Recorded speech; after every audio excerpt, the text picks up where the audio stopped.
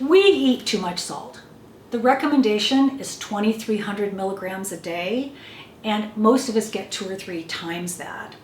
In fact, if you have hypertension or are African American or are over 40, that would be me, the recommendation is actually 1,500 milligrams a day with a maximum target of 2,300 milligrams.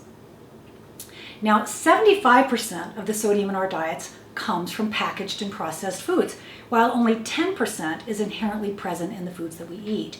And then another 5 or 6% come added in cooking or added at the table.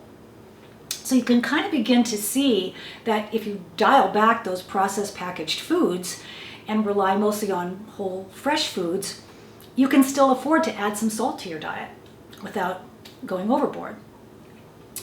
So let me show you some of the things that I do to control the amount of sodium I get in my diet. First of all, I try to cook at home as much as possible. When you go to a restaurant, all bets are off. Even when I remember to ask the server to ask the chef not to add a splash or a dash of salt to my salmon or my avocado toast as they're sending it out.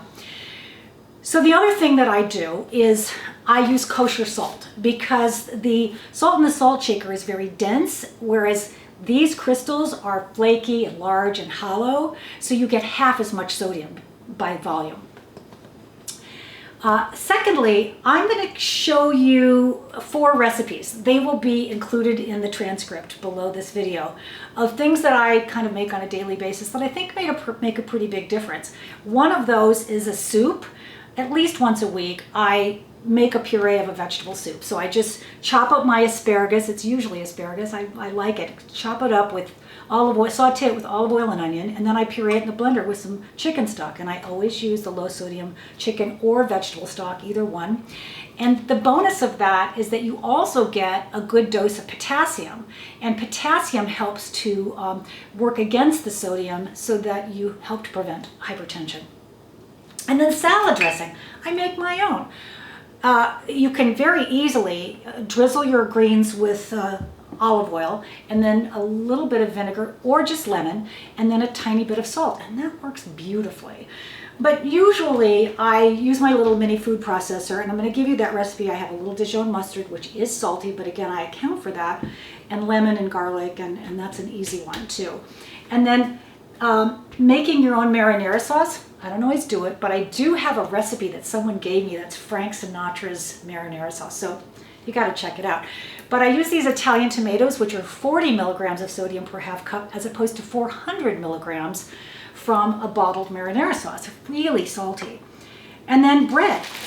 I was even surprised myself to know that the Ezekiel bread has like 70 milligrams of sodium per slice, whereas the Dave's bread, which we recommend, has 170 or 180 or 150. So, just check the labels on the things you often eat and adjust as you can. I always buy unsalted nuts and nut butters. That's kind of a no-brainer. And then I like to make my own guacamole and my own pico de gallo. And those recipes are also included. Just fresh tomatoes, cilantro, chili, lime.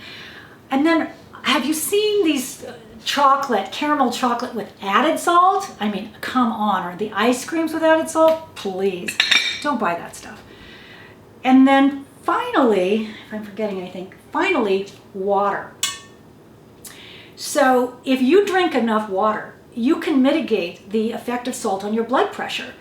So that's a very good thing to know. Hydration is just so important, whether it's controlling hypertension, decreasing the effect of kidney disease, managing your blood glucose level, managing your weight. Just hydrate.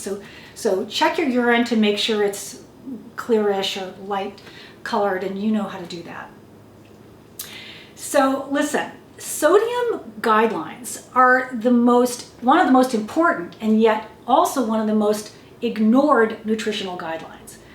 So but on the other hand, if you eat mostly whole foods and cook at home more, it's not that hard to get a diet that meets that target. And it may take some time for your taste buds to adjust to a lower sodium diet, but like all good things, it will happen. And that is smart eating.